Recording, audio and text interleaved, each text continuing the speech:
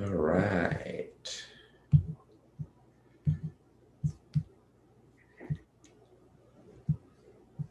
Perfect. Hey, everyone. Thanks for joining us tonight. All right.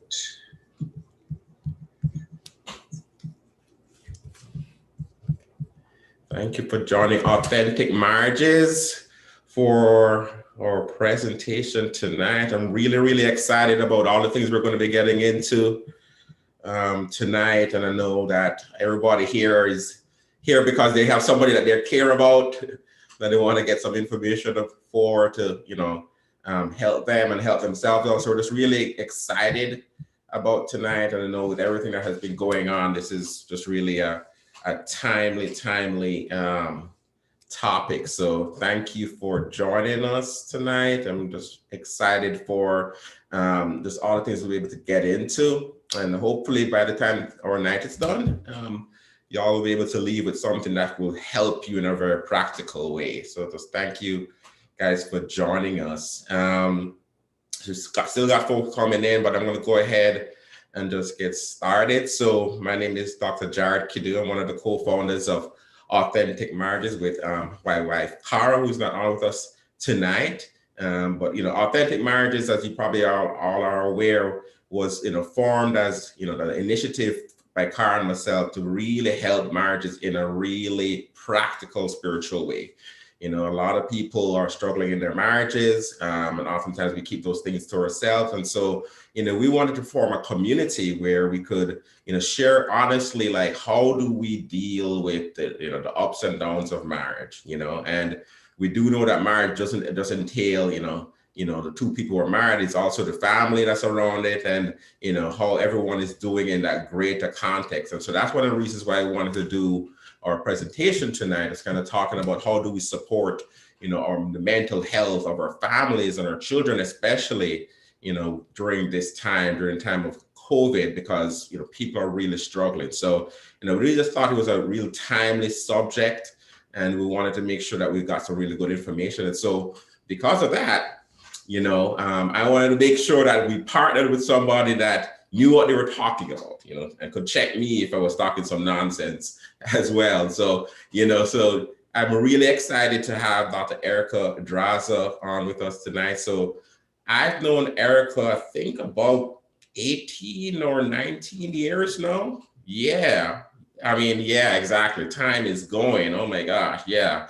So about 18, 19 years, I think I met her initially when I first interviewed for Duke, because you were already there as a med student a couple years ahead of me. And so, yeah, so almost 20 years now. And so, we did residency together. She was a couple years ahead of me. She has fellowship as well.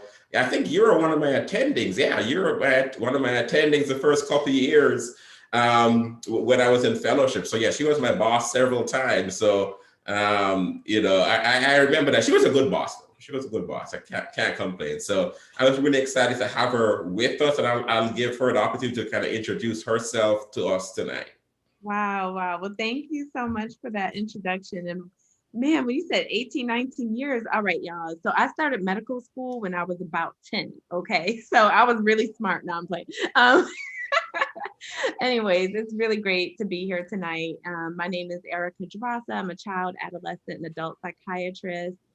Did most of my training, as you heard, at Duke with Jared.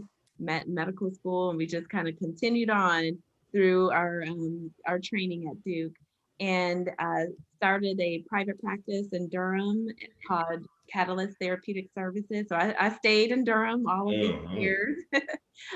So I do that, and I also love to talk about mental health. I love to talk and help other people understand, why we need to have these conversations, to really normalize these conversations so that we can break stigma. I think there's just a little bit too much stigma, and hopefully we are starting to see with COVID that it's okay to talk about it. It's okay to talk about mental health, especially as it relates to our children and our families.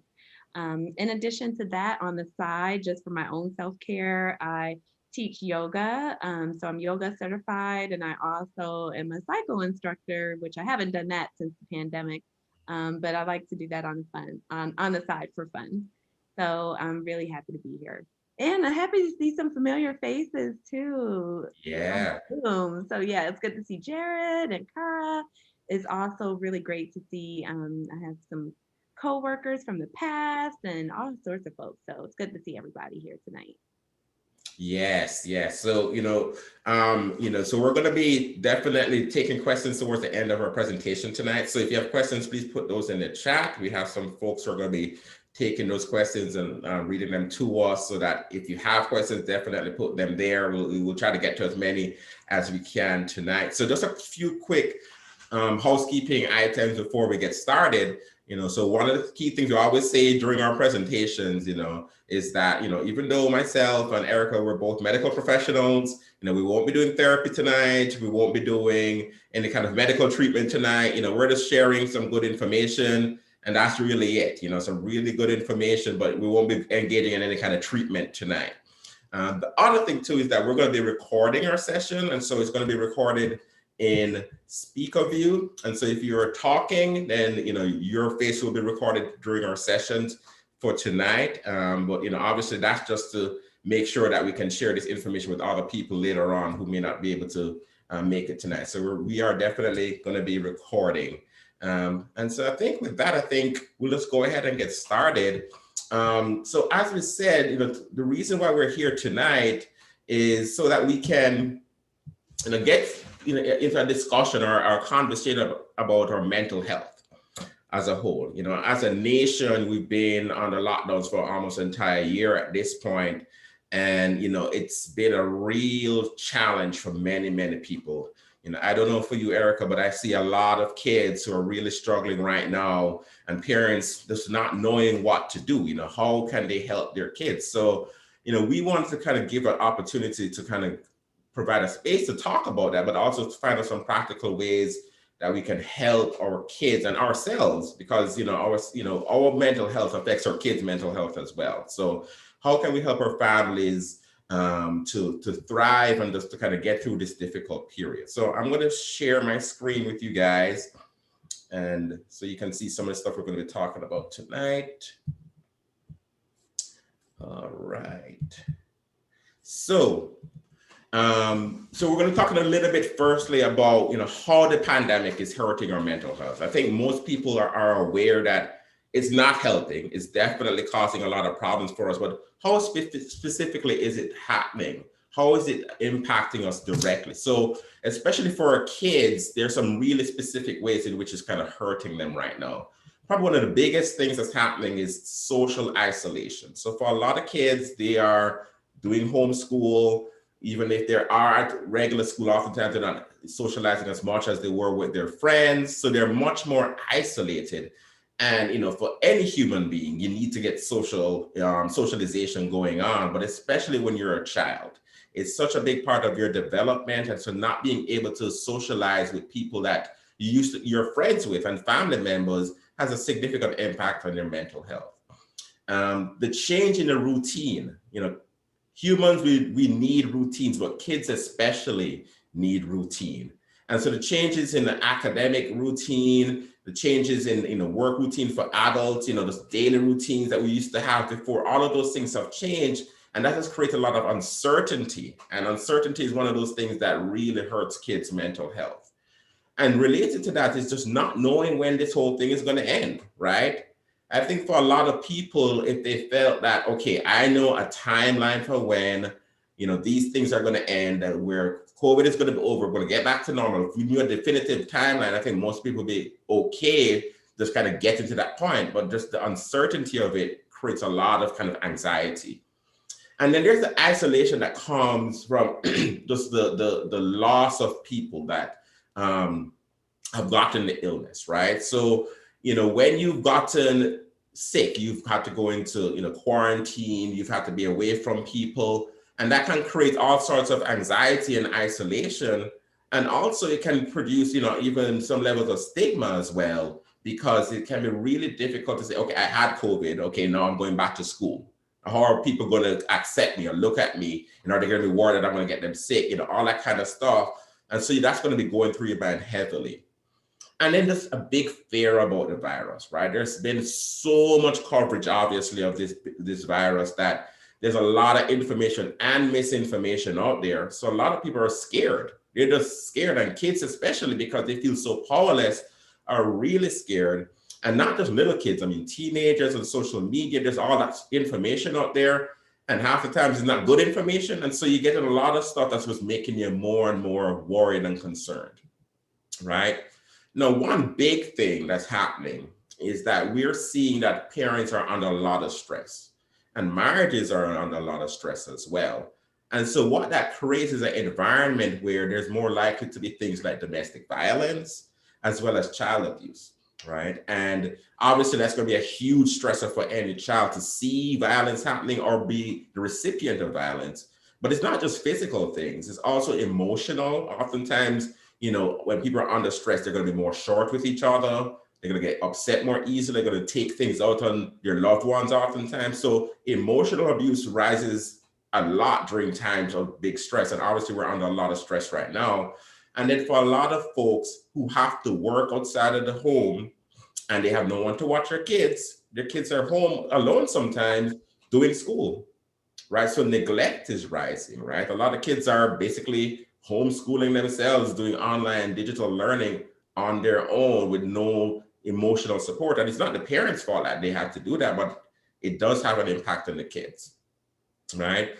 Another big one, and I've seen it with several of my clients is, because people are dying from COVID, a lot of people are dying from COVID, a lot of people have had loved ones who have died, right? And unfortunately, because of the way things are now, there can't be big gatherings like funerals and things like that where people can go and do the normal grieving process. They're like, I lost a child or I lost a parent, and I can't even have a funeral for my parent or for my child or for my cousin. These things make it really difficult to deal with the loss. And so because of that, you're much more likely to kind of internalize all of that stuff and not have a place to go to kind of really deal with it.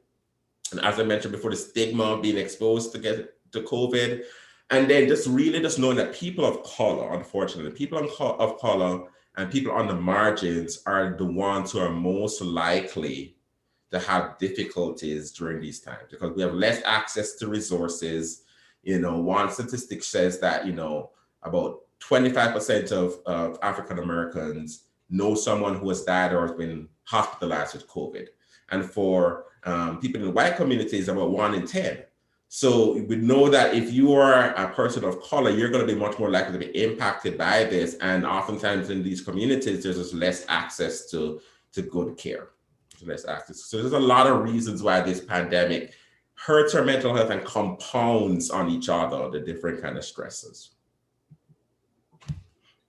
So one of the things that we wanted to highlight, of course, is why children and adolescents, why our youth may actually be susceptible to developing psychiatric or mental health conditions in the midst of this pandemic. And we have to really think about what's happening to their brains during this time, right? This is a critical stage of development where they are developing how to relate to each other emotionally, right? And if they're socially isolated, that can be really difficult in terms of learning how to just manage and cope with really strong emotions and developing resiliency when it comes to managing their emotions.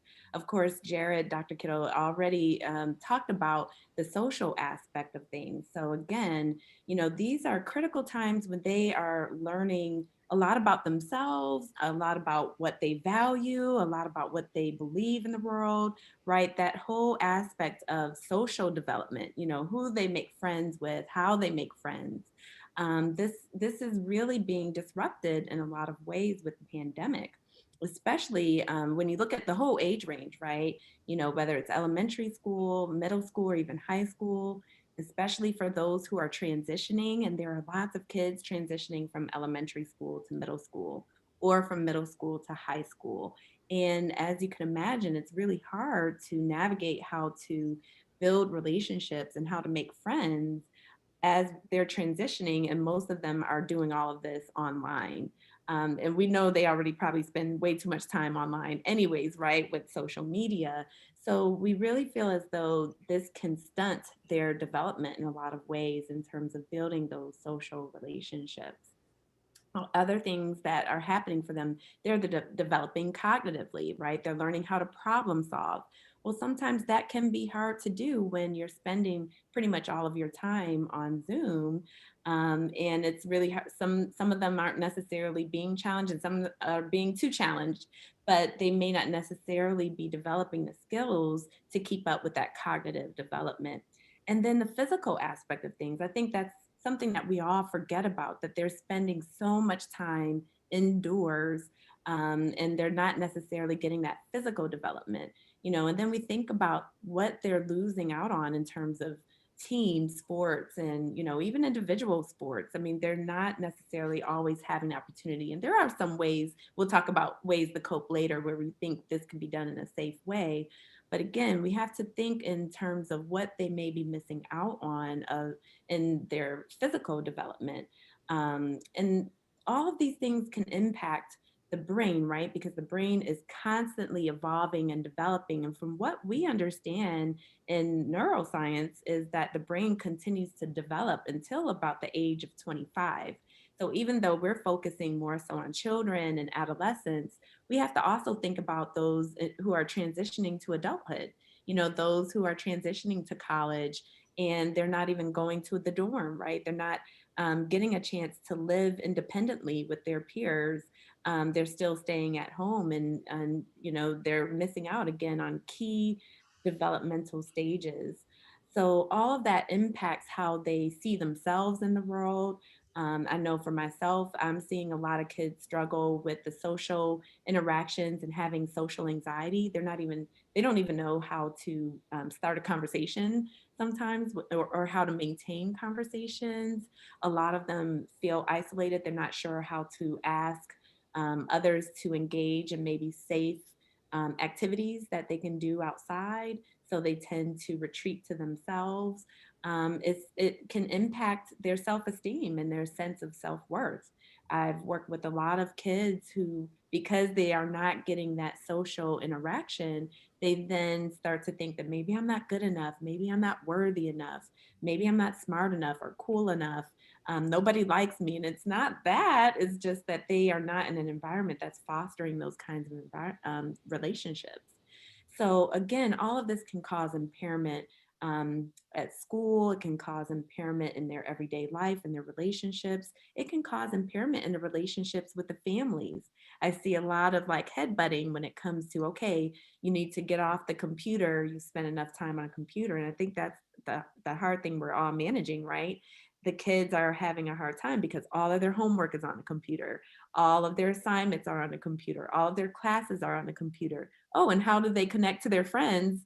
Usually through a computer via video games, or maybe on YouTube, things like that. So we're having a hard time helping them to find that balance so that they can develop in the way that they should. The other reason why they may be susceptible, we have to look into just the other reasons why kids may develop psychiatric conditions. So genetics, if they have a predisposition to developing a psychiatric condition such as depression or anxiety, which we know can run in families, even ADHD. And some people may say, well, everybody's going to seem like they have ADHD now because we're all Zooming and we're doing everything virtually. Well, not necessarily, but if you do have a family history and you have the right environmental stressor to come along, then yes, that may then predispose someone to developing ADHD. We have to look at the prenatal factors, family dynamics, which, as Jared mentioned, there are a lot of family dynamics going on right now. If we have to take into consideration that people are spending a lot of time at home. Some people's homes are really big, and I've worked with families who they have their own wing, and they don't necessarily have to see each other all day, but guess what, they still have a lot of drama. They can have a lot of drama, so it doesn't matter the size of the home. I think it's hard navigating when everybody is at home and working and doing schoolwork, and finding that level of accountability. Kids are, they're used to probably the parents looking and checking in on homework, but they're not necessarily accustomed to the parent being the teacher. And you all know better than anyone that you are now husbands, your wives, your parents, and now you've become teachers full time, right? That's a different role. And sometimes that can lead to some conflict, which can then lead to psychiatric or mental health conditions. Another thing that we're seeing, and we'll get to this in a little bit more detail later, is also how are parents coping with this pandemic? The reality is impacting all of us in one way or another. Even before the pandemic, approximately 1 out of 5 individuals at any given point in their life will have a psychiatric condition. I don't think we have even begun to understand how the pandemic has impacted those numbers. My guess is that it's probably more like 2 to 3 out of 5 versus 1 out of 5. So, what does that mean? Well, if we're struggling with our own depression or our own anxiety, and our kids and our children see that, or maybe we're not interacting with them in the way that we need to because we're coping with our own grief, that can cause problems down the line too. So, it's really important. We'll get to that a little later about why it's so important for us all as the adults to take care of ourselves. Cognitive style, temperament, that can also lead to the development of psychiatric conditions, as well as, hey, stressful life events, which, yes, this pandemic is a stressful life event. And I know as much as we want to say this is the new normal, there is nothing normal about this pandemic. And it definitely can potentially lead to psychiatric conditions. Lack of parental care. Unfortunately, there are individuals who can't, I'm talking a lot about parents who get to stay home and work at home and are juggling like so many different roles. But there are a lot of parents out there who don't have a choice and they still have to go to work and they have to find a way for someone to be at home with their children. And that can sometimes lead to distress as well. And we can't neglect trauma. And again, Jared mentioned this a little earlier that we are seeing higher rates of abuse, higher rates of domestic violence. Also, they're being traumatized by what they see on the TV. We're dealing with this pandemic, but we can't forget that we've also had a lot of political distress. We've had so many racial tensions. Kids are watching the news. They pay attention even as young as 3, 4, 5 years old. I had a 7-year-old tell me that she was afraid of going to bed at night and she was afraid of her parents leaving the house because they would likely get shot because they were Black. So they see what we put on the news. And of course, because we're in enclosed spaces and we're spending so much time in the home, we tend to talk about the news, we talk about events more, we watch the news. Kids are taking that in, and that can impact them in major ways. And one thing I didn't put on here that I should have, but I'd like to add is grief. We are all grieving, right? Every single one of you here tonight has grieved in one way or another as a result of this pandemic. The same is true for our children and our adolescents. And sometimes what I hear parents doing, not you all, but sometimes in my sessions, what I hear parents say is they minimize sometimes the kids' experiences. We'll say, oh, well, that ain't nothing. I mean, it's not like you have to do anything. You just get up and you sign on to a computer. That's nothing. But we have to really take into account that these kids are grieving things that they were looking forward to. They're grieving the fact that they can't go to prom. They're grieving the fact that they may not necessarily be honored in the way that they deserve to be because they made the honor roll. They're grieving the fact that they can't spend time with their friends, that they can't dance, that they can't be in a play, in the school play that they were always looking forward to doing when they got to the middle school. So there are things that they're grieving on a day-to-day basis that we have to really stop and ask and talk to them about the ways that they're grieving so that we can help support them and so that it doesn't lead to worsening conditions down the line. You may be wondering, okay, well, what sorts of things do we need to look out for? Well, when it comes to children and adolescents, they can actually be impacted by psychiatric conditions in the same way that adults can be. They can experience depression. Some people have asked me, okay, well, what's the youngest age? I'll tell you the youngest age I've ever seen, 2 years old. I kid you not. I have literally seen a 2-year-old child with depression. So it can exist, it can happen. Anxiety disorders. Again, they are seeing the news, they are seeing the data that's coming out about vaccines. they're, being told, okay, you can't touch anyone, you have to wash your hands. Well, that can lead to heightened anxiety, especially as we are now as a country starting to talk about integrating our kids back into school. There's a lot of anxiety that comes along with that because kids are sometimes really scared that even if they don't get COVID, that they will actually be a vector and will pass it on and will be the reason why their parents may die or that other loved ones may die. So they're struggling, they can struggle with anxiety disorders, eating disorders.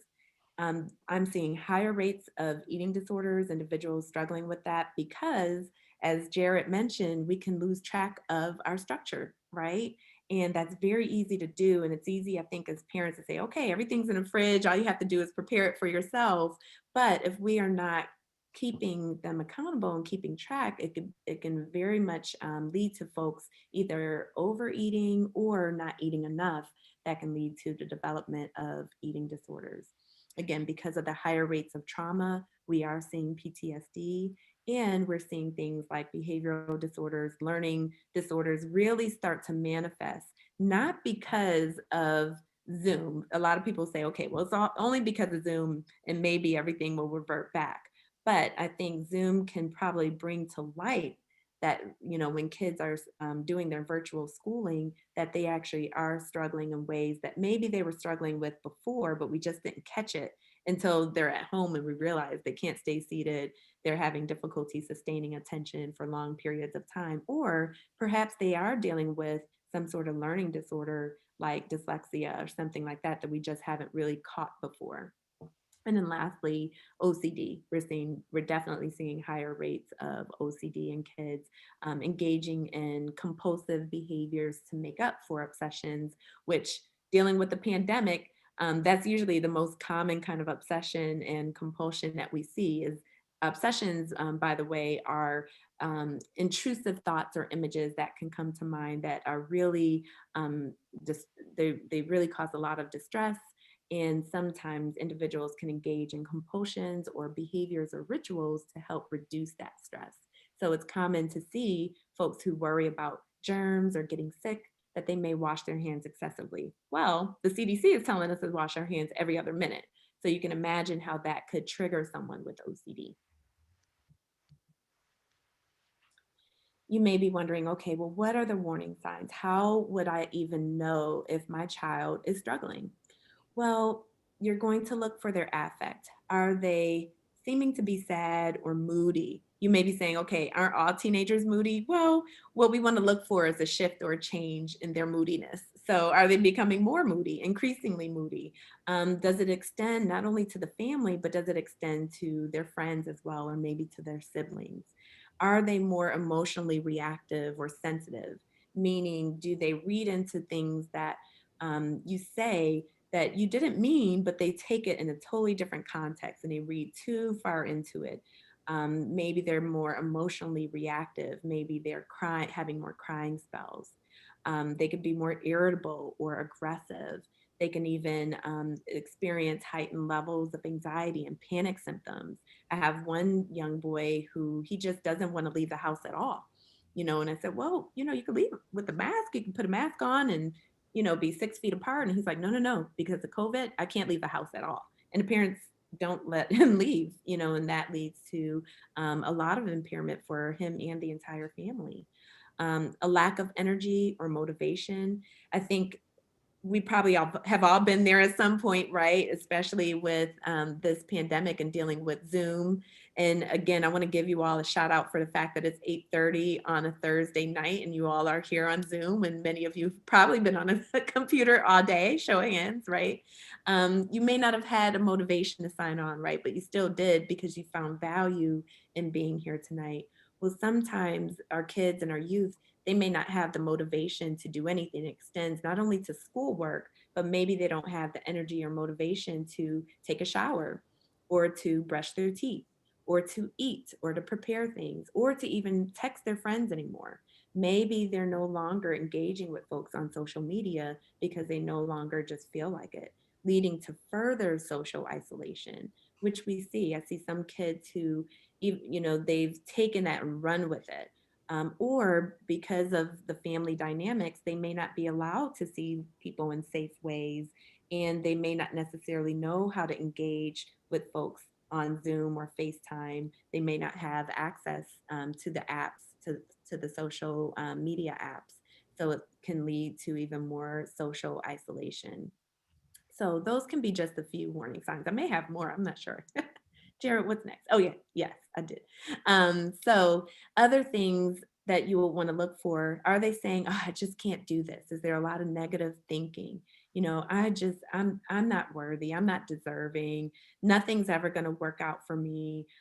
This pandemic is never going to get better. Why does it matter? You know, who cares if I go to college at this point? It's all going to be online anyways.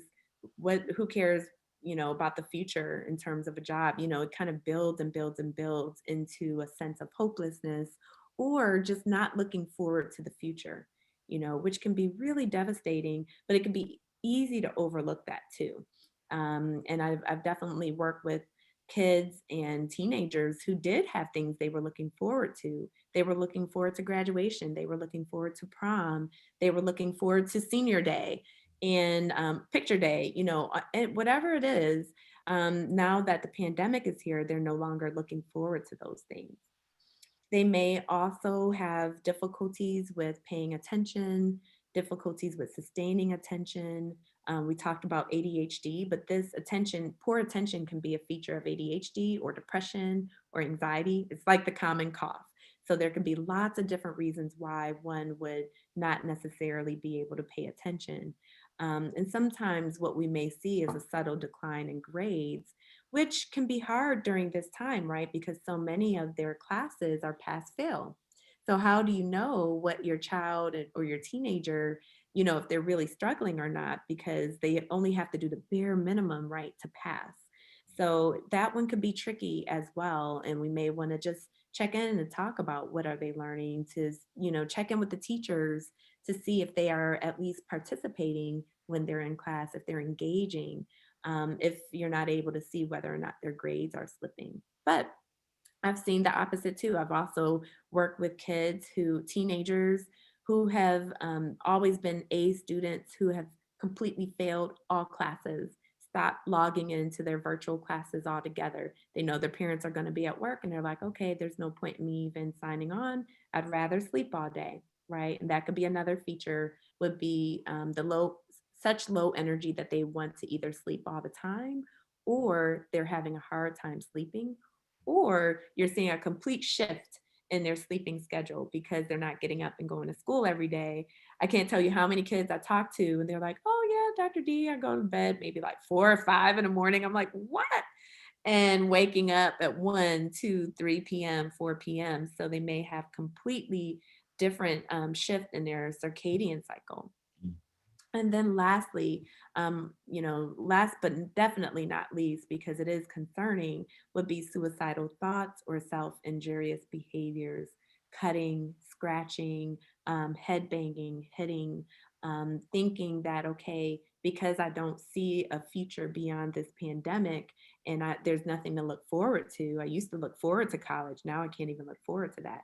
And then you see college students who are like, well, I don't even know what to do now. I'm just staying at home. What's the point in all of this? So it can lead to suicidal thoughts or behaviors, scary behaviors. So those are the things that we want to look for. And of course, you know, as you guys may have questions about this, we'll be able to address them.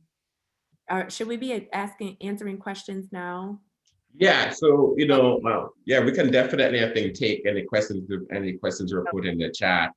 We can probably take a little bit of a break and start answering a couple of those. We have one question, well, a statement. My kids are struggling to persist when schoolwork is challenging. I'm trying not to stress, but my oldest is transitioning to high school in the upcoming school year, and I'm worried he won't be able to cope after this gap year. Yeah. You know, that is a very valid concern. Transitioning to high school is such a big deal, right? I mean, I remember my transition to high school. I was so nervous. You know, because you're trying to think like, okay, what kind of friends am I going to make? What classes am I going to take? That's really when you start to take many more classes during the day, right? So maybe 7 or 8 classes, you're transitioning from one teacher to another, whereas in middle school, maybe you've had just a few teachers. So there's so many dynamics that they experience in high school, and it is very stressful. I think the important thing is we want to, one, talk about those things, create a space where they can share what is it that they actually are worried about.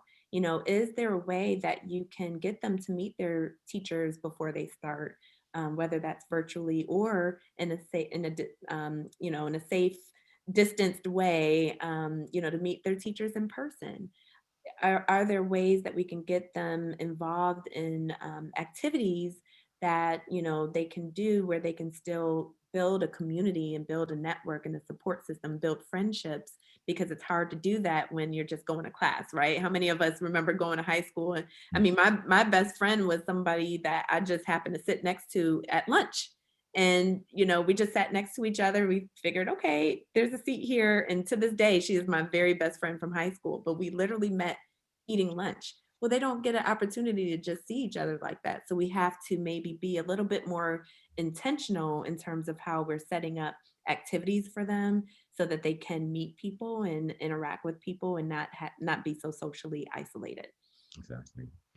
Yeah, Erikka, I mean, I'm oftentimes very honest with the parents I talk to, and I say, if your kid was struggling before COVID, your kid is going to be struggling a whole lot more now, unfortunately, because COVID is like this really kind of cruel and awful social experiment, right? Where we are doing some really, I mean, we're trying to keep everybody safe, and obviously safety first. But the implications for all of those things has been that a lot of kids are getting really shortchanged emotionally and socially. So if you were struggling before, you're going to go down even more. You're going to go down even more. So, the big thing then is like, okay, what do we do then? What do we start to do to kind of help our kids and help ourselves during this time? And as we're talking here, keep putting in the questions in the chat. So, one of the things that I'm a big proponent of for families is to get their kids exercising. I mean, sitting down, they found data that shows that just sitting down in your office for hours at a time is a risk factor for like heart disease and strokes and all sorts of medical problems, diabetes. It's like a risk factor like smoking is, right? And so now our kids are engaging in the same things that we are, unfortunately, have been, which is sitting down for hours at a time, doing Zoom and just becoming inactive. And so that's affecting them not just physically, but it's also affecting them mentally as well, right? So we know that exercise is critical for good brain development, for allowing your, kids are going through significant brain development as they get older, especially as teenagers. And so it's absolutely critical that they get exercise because that's like a natural protection against anxiety and depression. And so one of the key things as well is also bringing in things like meditation. Meditation, I'm a huge fan of meditation. So combining that with exercise, making sure that you're providing opportunities for kids to do things like getting on the apps. So sometimes they don't have their phones, getting on their apps like the Calm app, the Breathe app, different YouTube videos that have guided meditations and breathing exercises, because we do know the data does show that those things actually reduce anxiety, right? It's engaging in even like 5 minutes of deep breathing can reduce anxiety, lowers your blood pressure, lowers your heart rate, lowers the level of cortisol, which is a stress hormone in your blood. So it actually helps significantly, even if you just do it for a few minutes at a time. But the key is to kind of do it regularly, making sure that these kids are consistently engaging, especially in those two things. Now, sleep. So Erikka mentioned this. So a lot of kids are just kind of having these absolutely crazy sleep schedules, where, they're staying up all night and, or they're going to bed, 1, 2 o'clock in the morning and then not waking up till in the afternoon. And for most people, that's just not a good thing. Most kids need a normal sleep rhythm where they go to bed when it's still night and they wake up sometime early in the morning, right? And if you're not going to bed at the right time, or if you're not getting adequate sleep, so a lot of kids because they're dealing with anxiety, especially, are getting poor quality sleep. They're maybe waking up 3-4 times a night. You need to make sure that your kids are on a rhythm, right? So making sure that they can go to bed at around the right time every night. A lot of kids probably need to go to bed somewhere between 9 and 10 o'clock for older kids, and younger for younger kids. And making sure they don't have electronics in their room, things that are going to keep them busy. I always say, okay, are there TVs in the room? Are there iPhones? Are there, take those things, all those things got to get out. They can use it during the daytime, but nighttime, that stuff has to get out, because they will stay on it. They will stay on it and on social media and all of that all night long. And even if they're asleep, the chimes and the lights from those devices actually really mess up the quality of your sleep, right? So it's really important that they get good sleep. Now, getting outside. So, a lot of people, I'll ask my kids, like, okay, so when was the last time you went outside for like 20 minutes? Like outside, not in the car, but like outside. And they're like, maybe 2 weeks ago or 3 weeks ago. It's like, okay, all right, we have to change this ASAP. You need to be able to get outside every single day and just be out in nature. Even if you don't have a lot of nature around you, just being outside, you can still be safe. You can have your mask on, but, we know that the virus doesn't really transmit that well outside. So going outside and just being, even if the grass is all the nature you have, being around that, we know that being in nature actually helps people's mental health, and not being in it has a converse effect, right? Playing. So families need to play together. So whether that's playing some video games together or board games together, families need to play and have fun together. There's so much drudgery that's going on right now that's kind of like sucking the life out of people and the joy out of people. Being able to play with your family regularly, scheduling that, putting that in the schedule, putting that as something for them to look forward to doing. That Friday nights we play, whatever, the Monopoly or Uno or whatever it is, playing together. We know that just doing that improves mental health functioning, right? And also improves bonding between family members as well. Consider spending time with another family committed to safety. So this is a big one, I think. And, obviously everybody has to take their particular circumstance into account. But if you are a relatively low risk in terms of medical problems within your family, you should really consider, being able to spend time with another family who is equally committed to being safe. So they're very safe. They're not taking any significant chances with COVID, but just for the socialization, because for a lot of kids, they're just not spending time with any kids at all. And, for us as adults, it really sucks to be in that situation. For kids, it can be really detrimental. And the longer this thing goes on, the more of a problem it's going to cause. So being able to spend time with other kids their age, I always say, if you can find another family that is very committed to being safe, doing that, because we've been a year into this thing and it's still going on. Kids need opportunity to be with other kids, okay? Connecting with your faith community, your church, so a lot of churches are doing a lot of online stuff, Zoom services, Zoom, like youth groups, things like that. So connecting with your faith community can make a big difference in terms of just having a larger network of people that you feel like are part of your life, because that's a big part of what's been lost during COVID, which is this idea of this larger community. All right. They're doing online camps and clubs. A lot of clubs and camps have transitioned to being online, getting your kids in that. So they're doing something fun. It's not just another Zoom class. They're doing something fun with other kids and making jokes and laughing, that kind of thing. That's so important. Along the same lines, Zoom play dates, setting up that regularly, having that on the schedule, especially for younger kids, where they can just see other kids their age and just kind of talk to them outside of an academic environment. Setting up healthy routines, making sure that, your kids know what to expect every day. They know what's coming every day. That's so important. Even if it doesn't seem that big of a deal, that routine is like critical. Take vacation time, please. Please, if you have the ability to take vacation time. So they may say to yourself, well, there's nowhere to go because of COVID, and I don't know how true that is, because there's a lot of places you can still go, just kind of outside, going to like a park or something like that, one of those nature parks, just kind of traveling, together, but making sure, even if you're staying at the house, taking vacation time, taking a break from everything that's going on. A lot of people don't use their vacation time, which I think is crazy. But, I think if you have it, definitely use it. Your family needs it. You need it, right? And then making sure that as parents, we're safeguarding our own mental health, right? So remember, this is critical. Parents, we serve as a foundation for our kids' mental health, meaning that if you are struggling, your kids are going to struggle because they look at you as this safe harbor that even when they feel anxious, even if they're feeling depressed, they can go to you and you can be that strong person for them to kind of help take care of them, right? So if you are not doing okay, then it's going to significantly affect your child. And trust me, you can't hide that from your kids. They know when you're struggling. And so you have to do what you need to do to take care of yourself. And that also, is an indicator also for your marriage, because your marriage, if you're married, that also makes a big difference. If your kids think that you're struggling in your marriage, if you're getting into fights all the time and things are just more difficult between the two of you, that creates even more feelings of being unsafe, because outside is not safe. But now if mom and dad are arguing all the time, then inside isn't safe.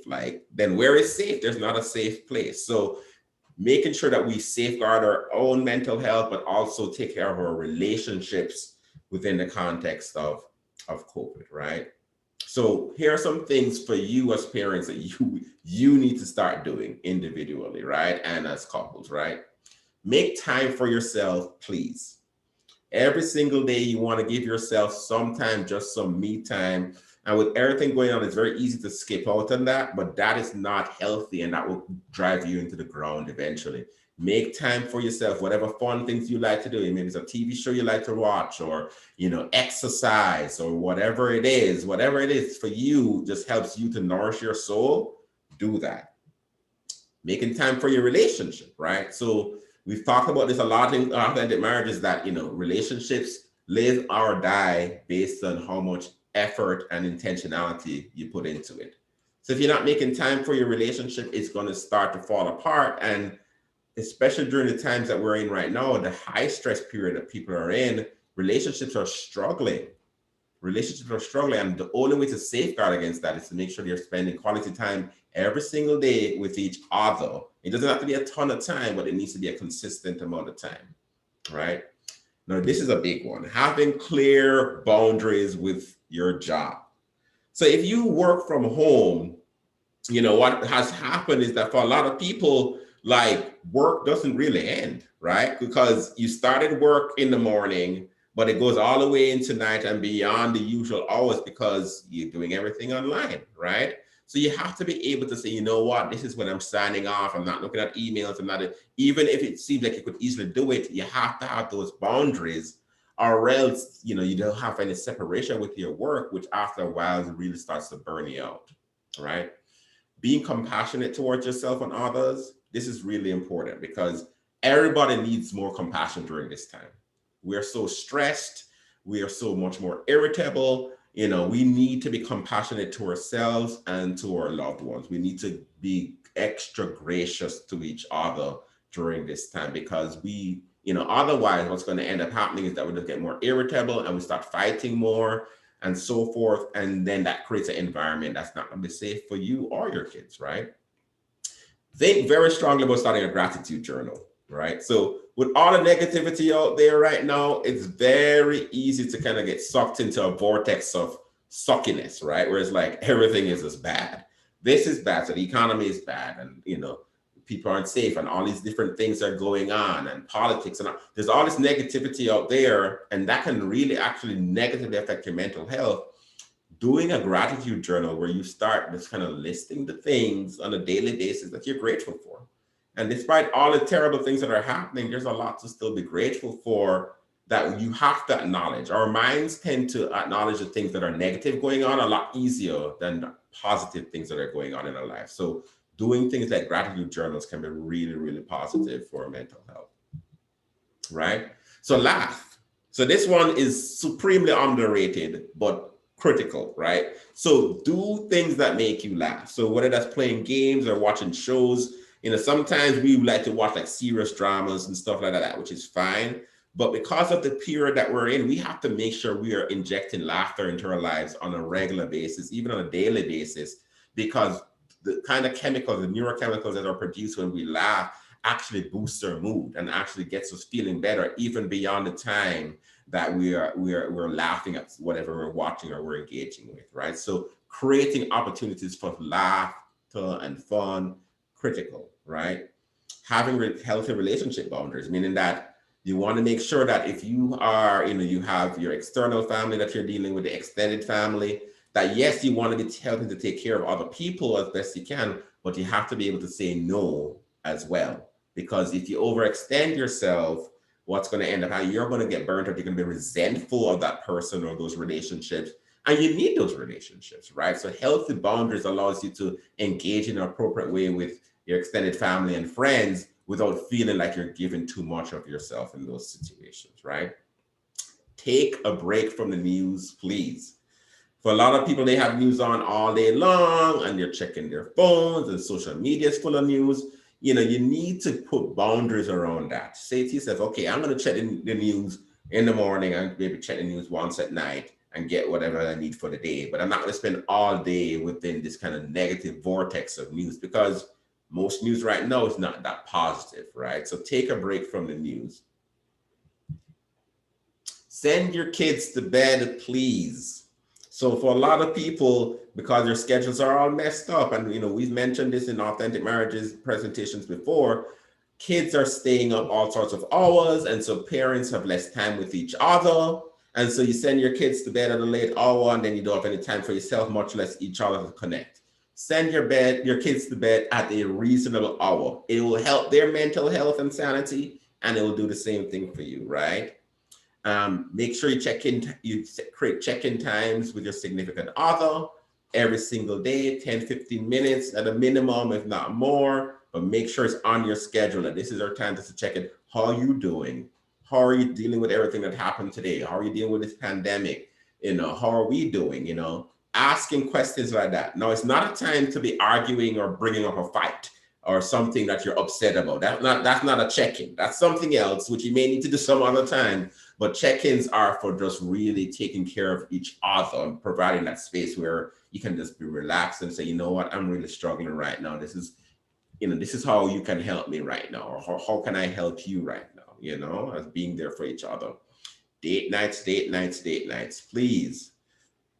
Make sure you're still dating each other. Even if can't go to a restaurant or anything, go pick up some food, rent a movie, whatever it is, go for a walk together, whatever it is, keep dating each other, because the intimacy that you're providing each other is supporting your mental health and the relationship's health, right?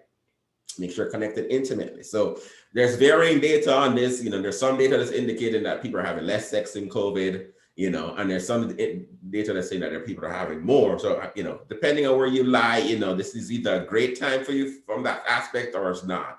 But connecting intimately, we do know helps people's mental health, right? So making sure that you're creating space for kind of more deeper, intimate connection. Going for walks together. And this is just a personal plug for us. So we talked about this during our club quarantine last year. And this idea of staying connected. And so if you want to get some good ideas, we still have our workbook, our free workbook. If you go to the authenticmarriages.com website, we have the Staying Connected workbook that has some really great ideas to help you stay connected with each other. And then if necessary, right, if you feel like, hey, I'm doing all of these things and I'm still struggling, my kids are still struggling, being open to getting professional help, right? Because, with these times, everybody, has a reason to be really down in the doldrums and feeling more sad, more depressed, more anxious. The rates of depression and anxiety have skyrocketed during COVID. So that may be something where you have to say to yourself, you know what? I am really struggling and I can't help my kids. I can't help my significant other the way I am right now. And I can't help myself, if I don't get some help. So seeking professional help, you can do that through EAP, which is the employee assistance, which is often provided through jobs, where you can get up to 4 to 8 free sessions of therapy just automatically, where that can help you Or if you don't have EAP, if you have insurance, or even if you don't have insurance, oftentimes there are low cost, opportunities within the community where you can see somebody, at least for a few sessions, to kind of help you to work on what's going on internally, and maybe even seeing somebody like a psychiatrist like myself or Erikka, where maybe something even more is needed, maybe medications are needed. Because oftentimes we wait until things have really gotten bad before we seek the help that we need. And the earlier we act is a more, robust the benefit will be for us and for our kids. Jared? I mean, Dr. Yes. Muted. Thank you so much for all of those coping skills. I was like, yes, these are all great coping skills. I hope you guys are really writing them down. Take a picture, get the workbook. But I want to take this moment to piggyback off of what Jared said and really highlight Black youth and mental health services, because in BIPOC community, our kids are just not getting seen at the rates of their white counterparts. And it's really important to understand why that's happening so that we can make changes and do something about it. Our youth are less likely to receive psychiatric diagnoses. That's because of a couple of different reasons. It could be because we're not taking them in to get those resources, but also bias. So even on the part of the provider, sometimes we may overlook the pediatrician, right, is usually the gatekeeper when it comes to referrals, and it may get overlooked, especially for Black kids and kids of color. We're definitely less likely to receive outpatient services. And like Jared said, unfortunately, sometimes if we don't get treated sooner and earlier, then things progress. And if things progress, then it means it's a little too late to jump in. Well, it's never too late, right? I think with kids, children, adolescents, we always have hope. But they may jump to more intensive treatments like inpatient hospitalizations or more frequent emergency room visits, rather than catching something early and getting them plugged in with a therapist or a psychiatrist earlier. The other thing is that they are generally less likely to complete treatment. And that oftentimes can be due to, there's some research looking at representation in terms of Black and people of color professionals. There just aren't that many clinicians, but there have been research studies showing that if you have a kid who's paired with someone who kind of looks like them or represents them, that they tend to engage in treatment longer. And then it's also hard sometimes to really find ways for our youth to get culturally informed care. So all of those things are really important. And next.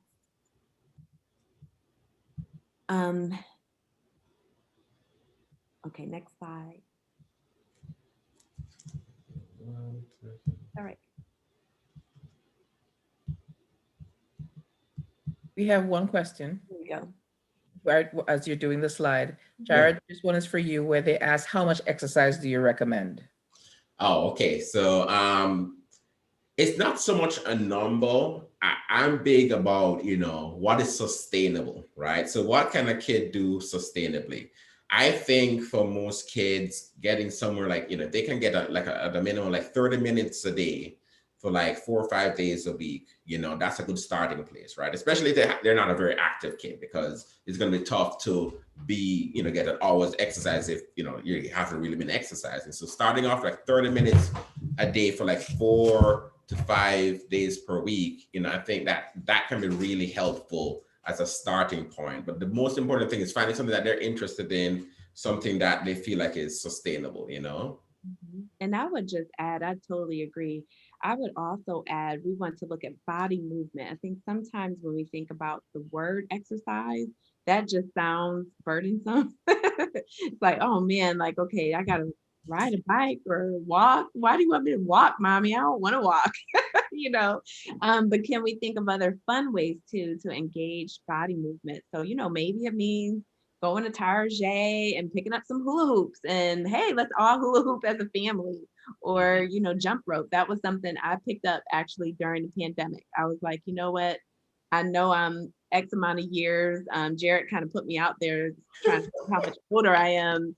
But you're only really like a year behind me, Jared. But yeah, a year plus. But, I picked up jump roping and it was so much fun. I was like, I feel like a kid. I feel like I'm 12 again. I'm jump roping. It's something fun. It doesn't feel like quote unquote exercise, but it was just a fun thing to do. So I think that's the other thing. Be creative think about what you can do that's like body movement that doesn't necessarily feel like a burden, like, oh man, we got to go for a run. Don't have to go. Well, clearly we can't go to a gym anymore, but there are other ways to engage body movement. So, getting back to, what gets in the way of our kids getting the mental health that they need and that they deserve. We talked a little bit about they're less likely to get services. Sometimes that can also be because of stigma we have as Black adults and parents. I can tell you, I've worked with a lot of individuals who have said, I don't want my child to be labeled. Right? How many of you have ever either said that or you've heard a parent say that, I don't want my child to be labeled. And I think the assumption is that if we label our children with a psychiatric condition, generally what the fear is that's going to follow them, that it may get in the way of them getting into college, somehow it'll end up on their educational record, and, it'll prevent them from being successful. But actually, it's the opposite. If yes, we use labels, but all a diagnosis is communication between doctors and providers for us to understand how we want to treat an illness. So it's not so much that we are trying to label the child, we're trying to understand what the diagnosis is, and an accurate diagnosis is important because the better we can accurately diagnose, the better we can treat the symptoms at hand. So that's important. The other thing is that sometimes we're less likely to recognize, again, those mental health symptoms that I talked about. So those warning signs, what are those subtle things that we may not necessarily pick up on? And then the other thing is sometimes we may not necessarily agree with diagnostic assessments. And that's totally fine. We want to empower our parents. That way, if you don't agree, don't just fall out of it altogether and say, okay, well, that's it. We didn't like that doctor. They did not have a good rapport with that psychiatrist. I don't know what they were thinking. So that's it in terms of mental health. I've seen that happen. And here's the thing, I think it's really important to have a good relationship with your physician, with your therapist, with the counselor, just like you would if you were treating any other medical condition. So if you don't agree, don't give up. Maybe that just means you need to find another provider who would actually be a better fit for your child or your teenager. It's okay to, meet different people. It's okay to get a second opinion. I actually did that for a patient just yesterday. I had a parent who brought, it was a Black teenager with eating disorder symptoms, who, by the way, she met criteria for full-blown bulimia nervosa, this Black girl, and she's been suffering with it for over 10 years. But it didn't become, the parents didn't become aware of it until COVID because they're at home and they're seeing the behaviors more. So they wanted to see me to just get a second opinion and make sure, okay, is this really an eating disorder, or is our kid just, she's just eating too much because she's stressed? And it's like, no, this is actually a full-blown eating disorder. So, but second opinions and getting agreement, having that agreement is, I think, important to build that rapport, but to get everybody on the same page and say, okay, this is what this child needs, and we're going to make sure that we do that together with all of the appropriate resources. Okay, next.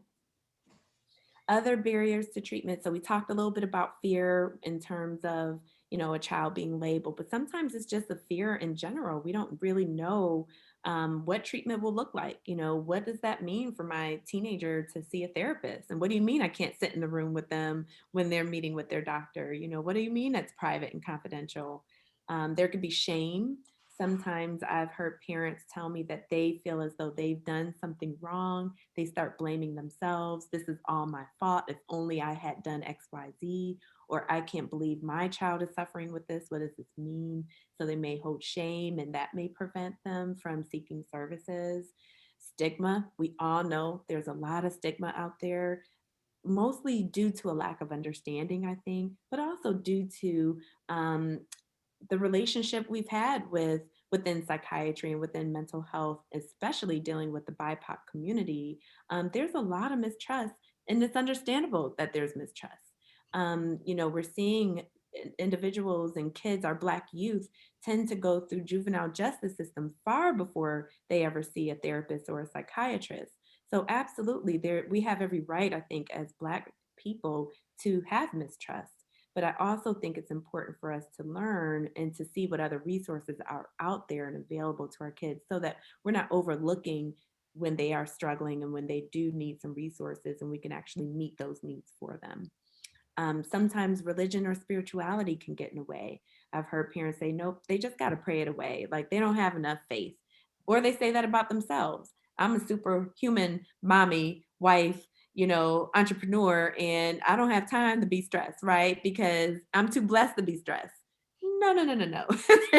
We need to actually rewrite that narrative and remember that, there were physicians in the Bible, there are physicians in other spiritual beliefs and religions, and we need to make sure that we are incorporating that faith and those spiritual practices, but we can actually balance the two. They don't have to be mutually exclusive. We can still be people of faith and be very spiritual and still seek out appropriate psychiatric and psychological services. So all of those things could be, and then of course, finances and resources, racism. Racism is a reason why I think a lot of people don't access resources because of implicit biases, because of the providers, but also because, again, we get shuffled through other systems without ever seeing a therapist. So all of those things can be barriers. But what we want to do as family, and you could go to the next slide. This is an important slide too, because another barrier, and I talked about this a little earlier, is that Black people and other people of color tend to engage in their treatment in more meaningful ways and for longer periods of time when they are paired with people who represent them. Well, that's a challenge when you only have about 2% of psychiatrists who are Black. So basically me and Jared. No, I'm just playing. There are more than us, but like even here in the Triangle, I could count on one hand how many Black child psychiatrists there are. There just aren't many. So you may say, okay, well, what do we do if we can't find anyone? We still have to find the allies. We have to find individuals who are still providing culturally appropriate care. So again, if your church is important to you and you want to make sure that you are incorporating those practices into the work that they're doing, then we need to make that known, and we need to find providers who are going to respect that cultural component.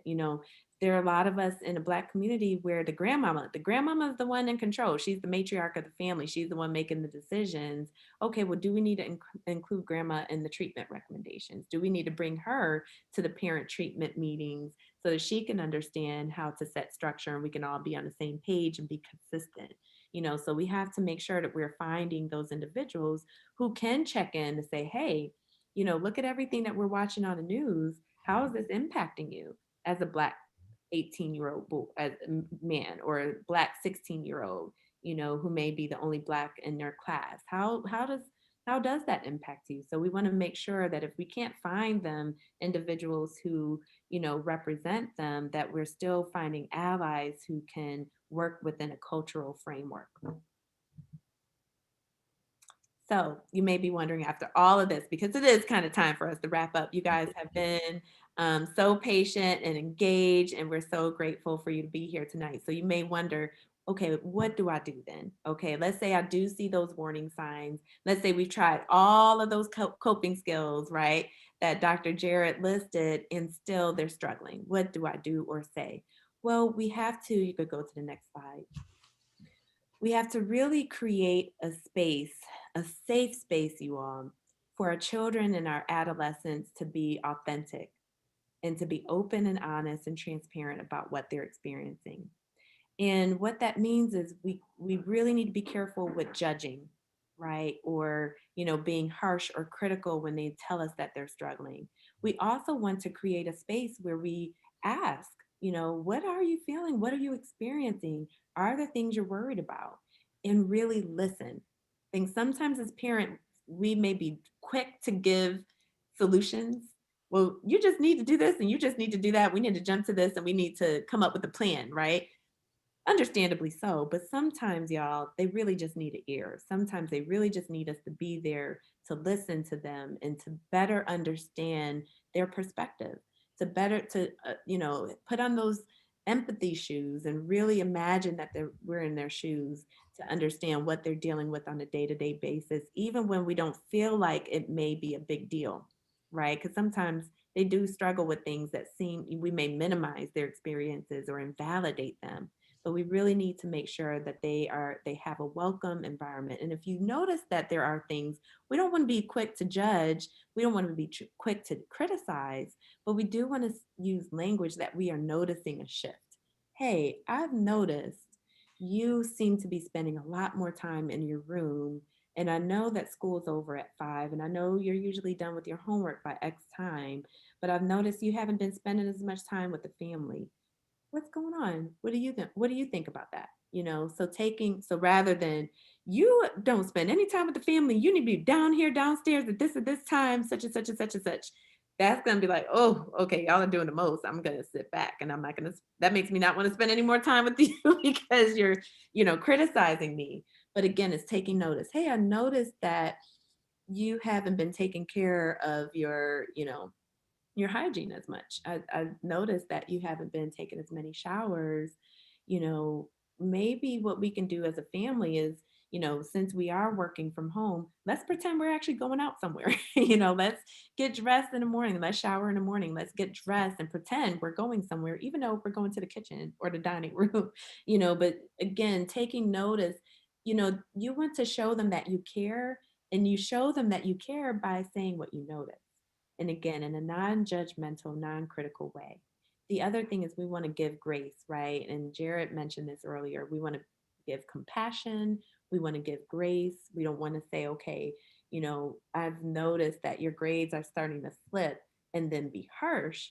Of course, we want to set expectations, but could there be other reasons why they're not really doing their schoolwork? We want to understand that a little bit better. Help me understand what's happening, in this class. It seems like you're falling behind, and that's not typical for you. Help me understand, because I'm noticing and I'm concerned. It's okay to express your concern. We just want to be careful with our language. We want to make sure that if they do need help, of course, we want to give them the resources that they need. We want to help them break stigma. We want to make sure that they realize they can have hope, that things can get better, even though we don't know when this pandemic is going to end, right? We can still hold hope for them that, what, things will get better. Things are already starting to shift and to change. So we have to make sure that we maintain that level and hold that hope for them when they're not able to hold it for themselves. We may need to do that for ourselves too, because I think sometimes that can be a struggle for us individually, right? We're tired of having to maintain, working from home, being a teacher, doing all these other things. Also, some of you have dealt with loss. Some of you are coping and grieving as we speak. Some of you are dealing with the aftermath of COVID. Maybe some of you have been suffering from that and have cognitive changes as a result of that. There are lots of things that you all are dealing with, and that's why you can go to the next slide. It's really important that you take care of yourselves, okay? Because as Jared mentioned, you all are the foundation for your children, and you have to make sure that you are prioritizing your own mental health first. That may sound a little crazy, but you have to prioritize your mental health first. Next slide. We all know that what they tell us on the planes, right? We haven't been on a plane in a long time, and I could just tell you I got my second vaccine, and I'm so ready to be on. I already have tickets booked to Puerto Rico. I don't know if I'll be able to go next week, but they're booked. I could change them if I need to, but I just can't wait to be on a plane and to hear a pilot say we're taking off. Like, oh my gosh, those are some sweet words. But anyways, we know what they say before we take off. Parents, if for whatever reason, if there's an emergency, we need you to put your oxygen on first before your child. Now that just doesn't make any sense, right? Because any of us, if we have a child next to us, we're going to think that we need to put that oxygen on that child first. But no, they tell us that for a reason. We have to put our oxygen mask on before others, whether that's your child, whether that's your spouse, whether that's your friend or your loved ones. We have to take care of ourselves. But let's not take this analogy all the way to the ground, because that is an emergency situation they're talking about. We really don't want to wait to put on our oxygen mask when we're in an emergency situation. We really want to be preventive. We really want to put that on sooner than later. How do we do that? As Jared mentioned, we need to take time for ourselves so that we can be self-aware. If we don't have 5, 10, 15 minutes of just me time, how would we ever know if we're struggling as parents, right? We need to have that time where we can check in with ourselves to say, even before we check in with our spouse, to say, how am I doing? Right? Like, do a Wendy Williams to yourself. How are you doing? How am I doing right now? How do I feel? What is missing? And do I need support? Am I anxious? Am I stressed? Am I depressed? If so, what do I need to do to take care of myself? Do I need to implement more time to do some body movement? Do I need to engage in a meditative practice? Do I need to I don't know, do I need to go just tell people no, take things off of my schedule because I just can't do, do I need to make room for other things that are important for me by removing things from my schedule, by removing things from my load, by delegating tasks? So we need to figure out what, self-care doesn't always have to be spa moments and getting our hair and nails done. There could be other ways that we could take care of ourselves, and creating boundaries is a really good way of doing that. But the other thing, and we could be careful with this. Now, we don't need to go and tell our kids all our business now, but I do think there's value in telling our kids when we're struggling, to say, when I saw that Capitol and all the things that were happening with that, I felt so angry, right? That Black Lives Matter, we could be treated one way, but then we're seeing other people being treated, and those disparities sometimes make me upset. It's okay for them to see that you have emotions. What we want to show them is how we deal with our emotions. We want to show them that we have resources and ways that we can cope with negative emotions. It's not bad to be angry. And there are going to be times when we're sad. There are going to be times when we do grieve, right? Because our children are grieving. Guess what? We're grieving some things too. I haven't seen my dad in a whole year. I'm grieving that, right? And it's okay to share that. That makes me sad sometimes. But the way I deal with that is every time I get sad about it, I just FaceTime him. I call him, or I do something that reminds me of him, maybe eat something that reminds me of him, so we can share with them how we cope with negative emotion. So we want to set the example for them. We want to show them that we're here for them. We want to show them that we love them, that we acknowledge that, hey, if you're suffering, we can help you through this. And if we don't know how to as parents, we can get you with a professional who can. So with that, you all, thank you so much again for joining us for this evening. Any other questions, we'd be happy to address them. We have listed some resources for you all. Therapy for Black Girls, Psychology Today, lots of resources out there if you need a therapist or a psychiatrist for your children, okay, or your adolescents, or for yourself, okay? So thank you all so much. Thank you, Erikka. Yeah, it's hard to imagine the scale of what has happened to us over the past year. And so for a lot of families, this thing has been maybe the worst thing that's ever happened to them. For a lot of kids, this is going to be a defining thing of their childhood was COVID, right? And no matter how COVID kind of turns out in the years to come, this is going to be a defining thing. And so we really have to be very kind of active in terms of making sure that we're putting things in place to take care of our kids, take care of ourselves, and getting the help if we need to. Because there's no shame in getting help, It's a sign of strength, actually, when you recognize, hey, I'm struggling, I need some help with this. That's a sign of strength and responsibility that you realize that, hey, literally in a pandemic, so I definitely need some help. But thank you so much, Erikka, for your presentation there as well. Marsha, were there any other questions within the chat? Yes. One of the questions is what to say to young kids in the neighborhood or park who approach me or my kids without masks on, especially if their parents aren't there. I don't know what to say. Yeah. So Erikka, go ahead. Oops, I was muted. Sorry. Yeah, that's a really good question. That again goes to boundaries. That happens all the time. And I've seen it in stores, like in Target. And I will literally put my hand kind of like stop and say, hey, boundaries, 6 feet distance, 1 arm's length.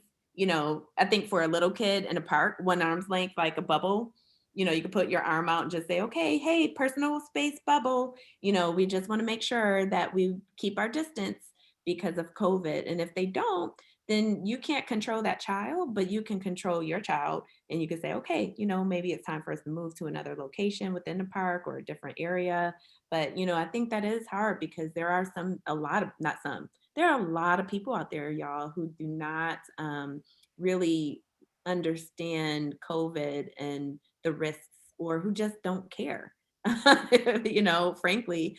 And, I think what I tell my patients all the time is we can't control what other people do. We can only control what we do, right? So if we find ourselves in an environment, I've literally walked into a store and I saw too many people who were not doing what they were supposed to do, and I've set my basket down and said, okay, yep, another day. I will walk right out if I need to. I've been in line where somebody's like been a little too close, and I've said, hey, excuse me, ma'am, seems like we're a little too close. Do you mind backing up so we can maintain our safe distancing? So, if they don't, okay, then I can get out of line and I can go to another line. That's no big deal. So it's realizing again what we have control over, what we don't have control over. Being respectful, of course, with a smile always helps. All right. If I'm struggling crying in therapy video chat, how do I talk about it with my daughter, a 4-year-old? Oh, do you want me to do this or you want to do it, Jared?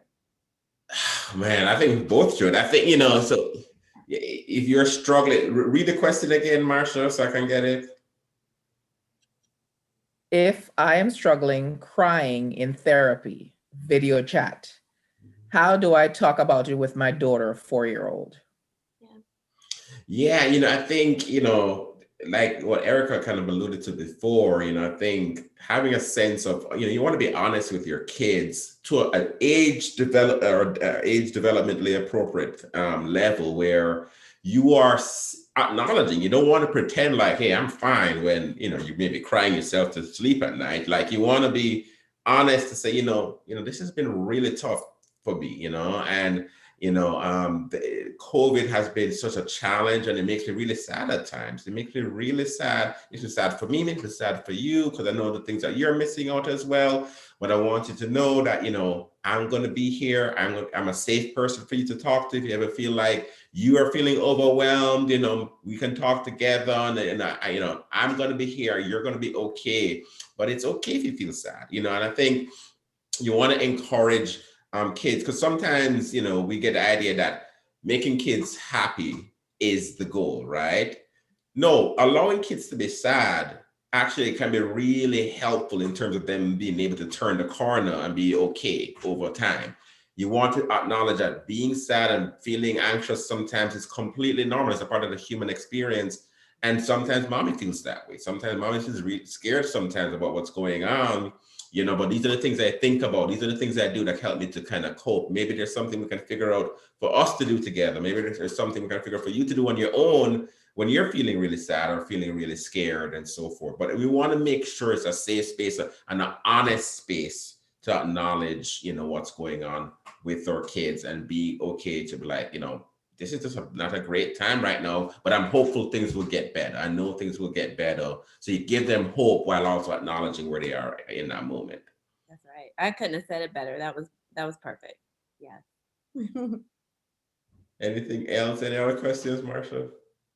The only thing that I have here would be, and I'm thinking they're answering something that one of you all had said, was, how do I encourage her to stay focused? Yeah, it's okay, sorry. It was so my daughter has external exams in town in 2 months and is finding it hard to concentrate. She is a teenager. How do I encourage her to stay focused? Woo. Well, I think sometimes the expectation is that they spend a lot of time doing work, and I think we have to remember, even though some schools do great with this, some schools do not. It really is school dependent. But our brain really can only sustain attention for about 45 minutes. So for those of y'all who are still hanging on to this Zoom tonight, we thank you, because we know it's not easy. But usually after about 45 minutes, that's when our brain is kind of like done. We need a break. So I think it's incorporating frequent breaks, maybe saying, okay, if you do X amount of work in this time, then you get XYZ. So, incorporating maybe little rewards for them to look forward to, so that they can stay engaged. Also, though, we still want to see, is there any underlying thing there? Because inattention issues, like I said, is a common cause and can be a feature of ADHD, of anxiety. So are they not paying attention because they're so worried about everything? They're worried about failing. They're worried about what will happen if this happens and what will happen with that. You know, all the what ifs in the world, is that getting in the way? Or are they having a hard time concentrating because they're depressed? So, you know, there may be other reasons why they're struggling with attention, but I would say definitely make sure that you're giving them appropriate breaks when they're studying and doing their academic work. Yeah, totally agree. I mean, it's My kids are really struggling with staying on task, and it makes a lot of sense, And so we have to make sure that I love the whole idea of rewarding your kids, because look, we're in extraordinary times, so kids need the extra help. They need some extra help to stay on top of this stuff, because this is learning under these conditions is really tough, really tough. So that was the last question. I just wanted to share with the participants that we have an invitation for them exclusively in the chat box, and feel free to go in there and click on it.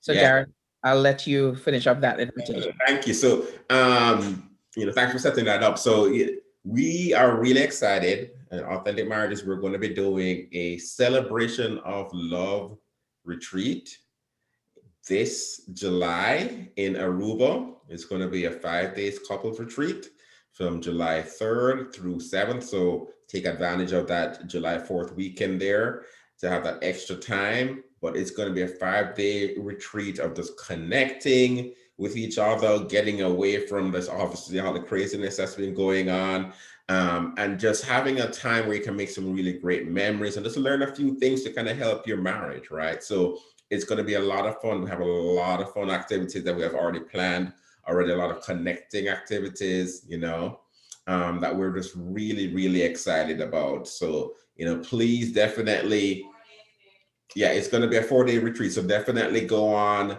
the website and check out all of what we're planning to do, but register because timelines are going to be starting soon for people who are interested, and we're going to keep it small. We're not trying to have a whole bunch of people there, and slots have already started to go be taken up already. So make sure that you register for that so you can get yourself to Aruba this July. All right, guys. So any other final comments, Erikka, that you wanted to make before we lock down?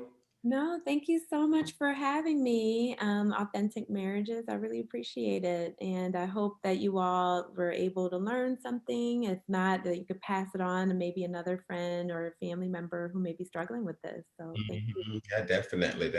Please. So, and I know there were those who wanted to come on who couldn't, but we'd also stream this to YouTube as well, so people will be able to watch this at a later point, because this is really good information, and anybody who could benefit, definitely please bring them on in. But thank you guys so much for joining us tonight. This was great. Thank you, Erikka, once again. Excellent.